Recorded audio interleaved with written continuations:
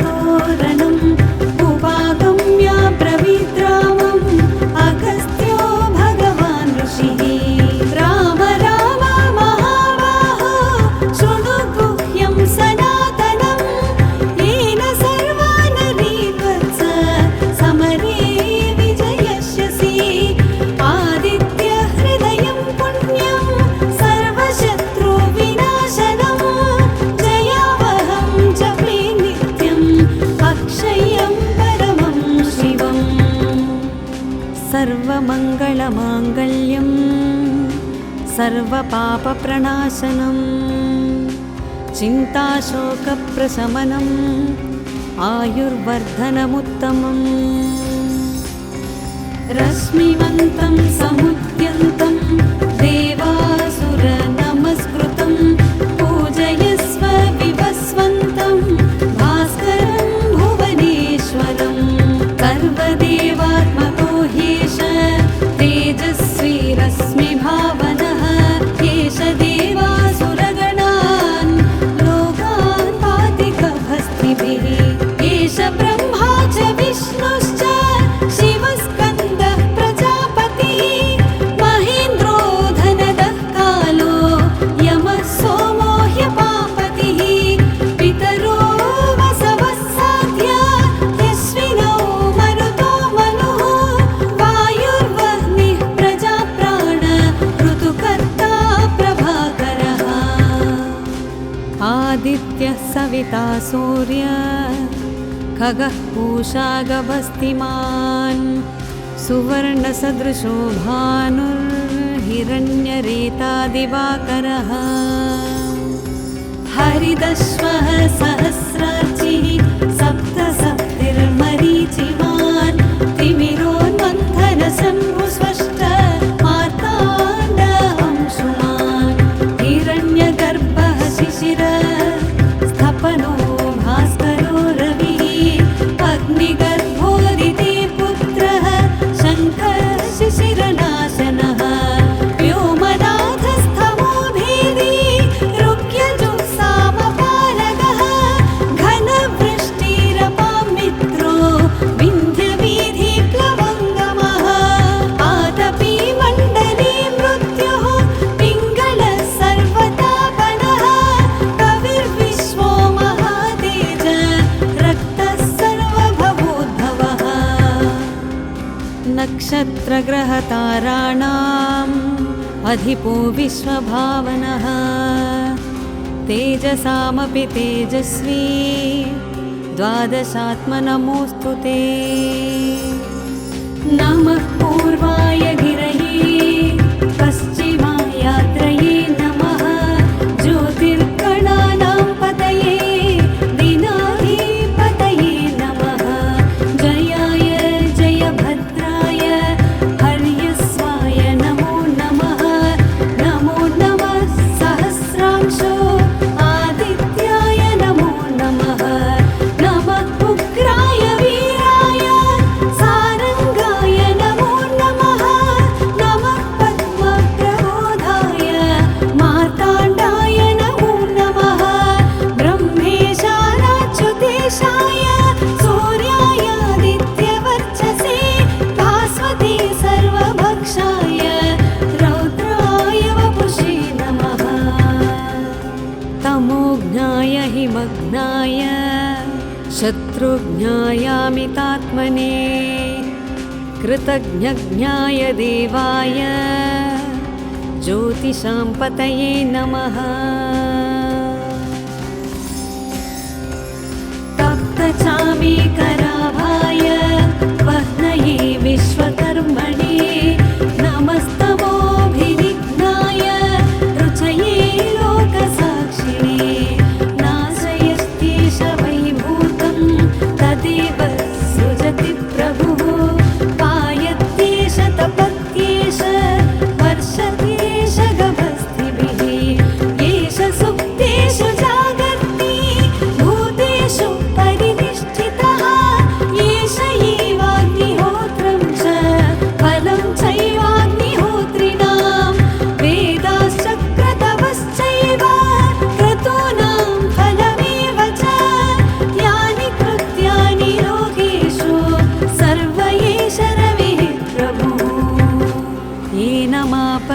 कृच्छ्रेषु कान्तारेषु भयेषु च कीर्तयन् पुरुषः कश्चिन्नावसीदति राघव। पूजयस्वैरमेकाग्रो देवदेवं जगत्पतिम् एतत्त्रिगुणितं जप्त्वा युद्धेषु विजयस्यसि। अस्मिन् क्षणे महाबाहो रावणं त्वं वदिष्यसि।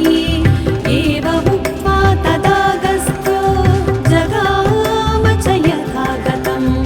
एतच्छ्रुत्वा महातेज नष्टशोको भवत्तदा धारयामास सुप्रीतो राघवः प्रयतात्मवान्। आदित्यं प्रेक्ष्य जप्त्वा तु परं हर्षम् अवाप्तवान्।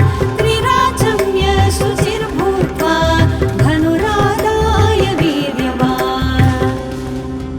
रावणं प्रेक्ष्य हृष्टात्मा युद्धाय समुपागमत्। सर्वयत्नेन महता वधे तस्य धृतोऽभवत्।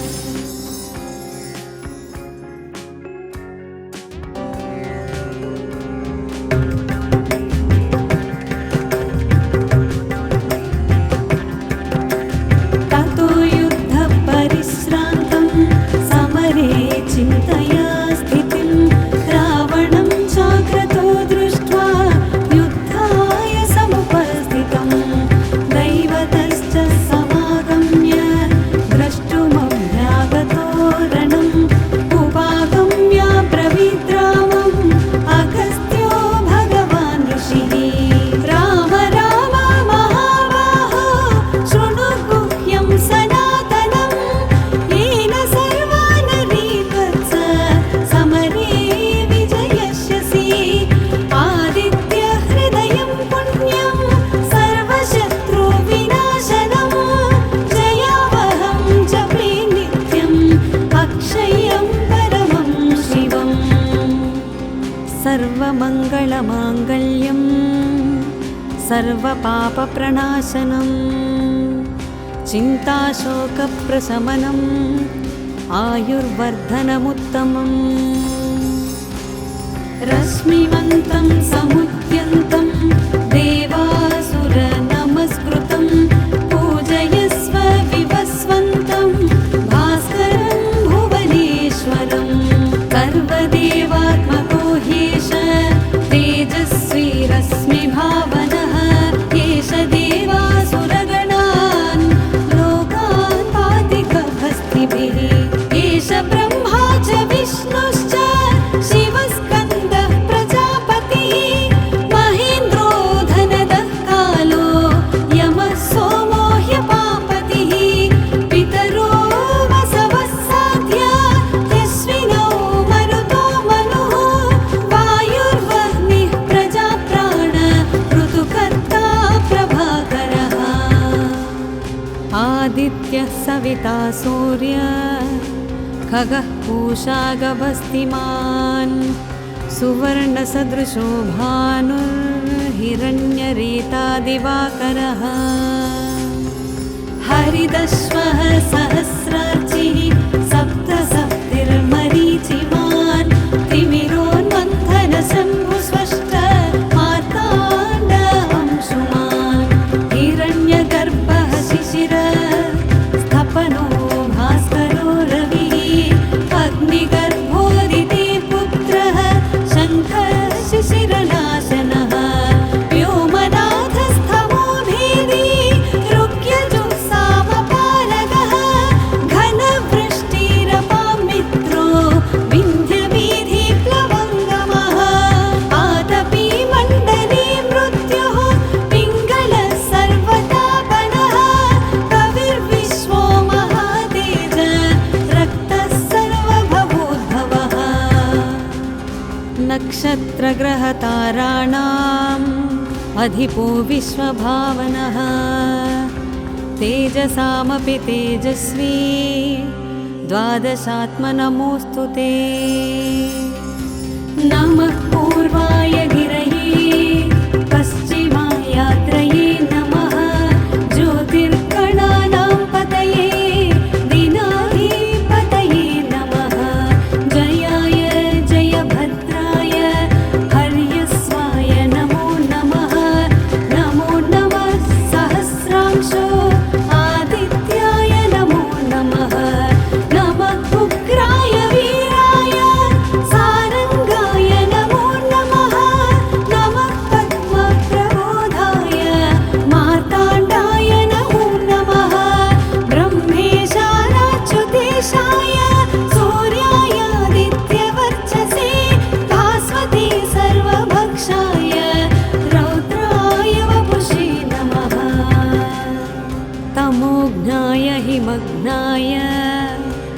सहस्रज्ञायामितात्मने कृतज्ञज्ञाय देवाय ज्योतिषां पतये नमः। तप्तचामीकराभाय वह्नये विश्वकर्मणे नमस्तमोऽभिविघ्नाय रुचये लोकसाक्षिणे नाशयस्तेष वैभूतं तदेव सृजति प्रभुः पायत्येष तपत्येष वर्षत्येष गभस्तिभिः एष सुप्तेषु जागर्ति भूतेषु परिनिष्ठितः एष एवाग्निहोत्रं च फलं चैवाग्निहोत्रिणां वेदाश्च क्रतवश्चैव क्रतूनां फलमेव च यानि कृत्यानि लोकेषु सर्व एष रविः प्रभुः। येनमापत्सु कृच्छ्रेषु कान्तारेषु भयेषु च कीर्तयन् पुरुषः कश्चिन्नावसीदति राघव। पूजयस्वैरमेकाग्रो देवदेवं जगत्पतिम् एतत्त्रिगुणितं जप्त्वा युद्धेषु विजयस्यसि अस्मिन् क्षणे महाबाहो रावणं त्वं वधिष्यसि। एवमुक्त्वा तदागस्त्यो जगाम च यथागतम् एतच्छ्रुत्वा महातेज नष्टशोको भवत्तदा धारयामास सुप्रीतो राघवः प्रयतात्मवान् आदित्यं प्रेक्ष्य जप्त्वा तु परं हर्षं अवाप्तवान् त्रिराचम्य शुचिर्भूत्वा धनुरादाय वीर्यवान्। रावणं प्रेक्ष्य हृष्टात्मा युद्धाय समुपागमत् सर्वयत्नेन महता वधे तस्य धृतोऽभवत्।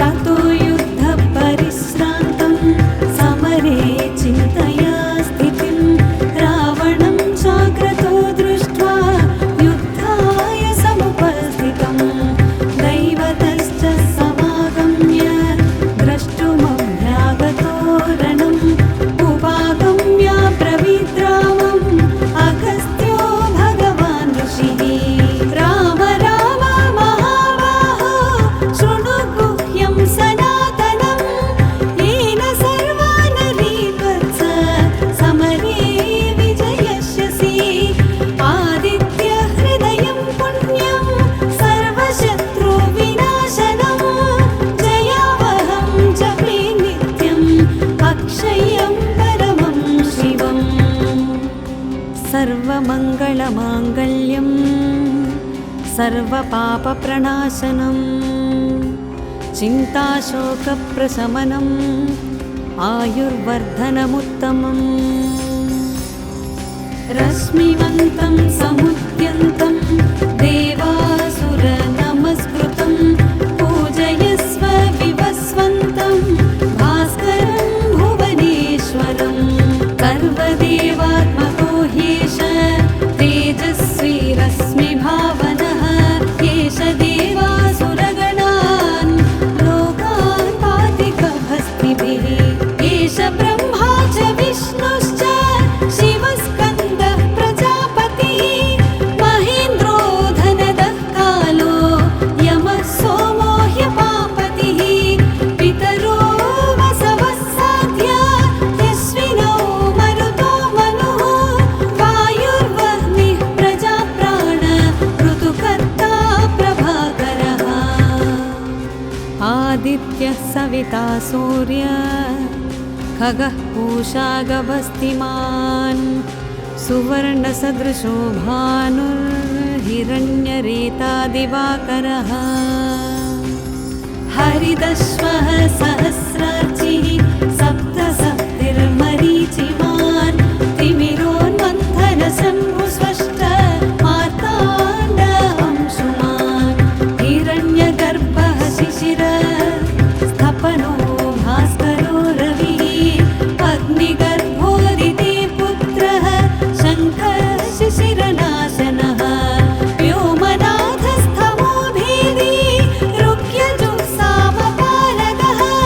घनवृष्टिरपां मित्रो विन्ध्यवीधिप्लवङ्गमः आतपी मण्डली मृत्युः पिङ्गलः सर्वतापनः कविर्विश्वो महातेज रक्तः सर्वभवोद्भवः नक्षत्रग्रहताराणाम् अधिपो विश्वभावनः तेजसामपि तेजस्वी द्वादशात्मनमोऽस्तु ते नमः पूर्वाय गिरये पश्चिमायात्रये नमः ज्योतिर्गणानां पतये दिनाधिपतये नमः जयाय जयभद्राय हर्यस्वाय नमो नमः नमो नमः सहस्रांशो आदित्याय नमो नमः नमः उग्राय वीराय सारङ्गाय नमो नमः नमः पद्मप्रबोधाय मार्ताण्डाय नमो नमः ब्रह्मेशानाच्युतेशाय सूर्यायादित्यवर्चसे भास्वते सर्वभक्षाय रौद्राय वपुषे नमः तमोज्ञाय हिमज्ञाय शत्रुज्ञायामितात्मने कृतज्ञज्ञाय देवाय ज्योतिषां पतये नमः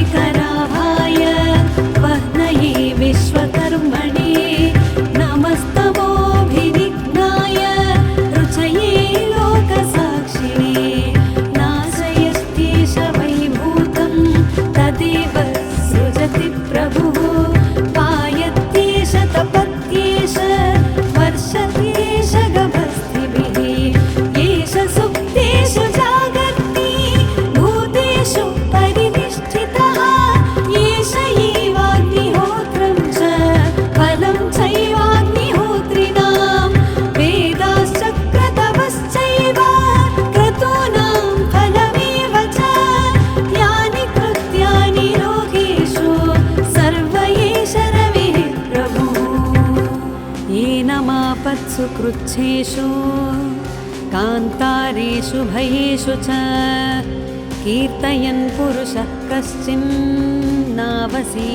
राघव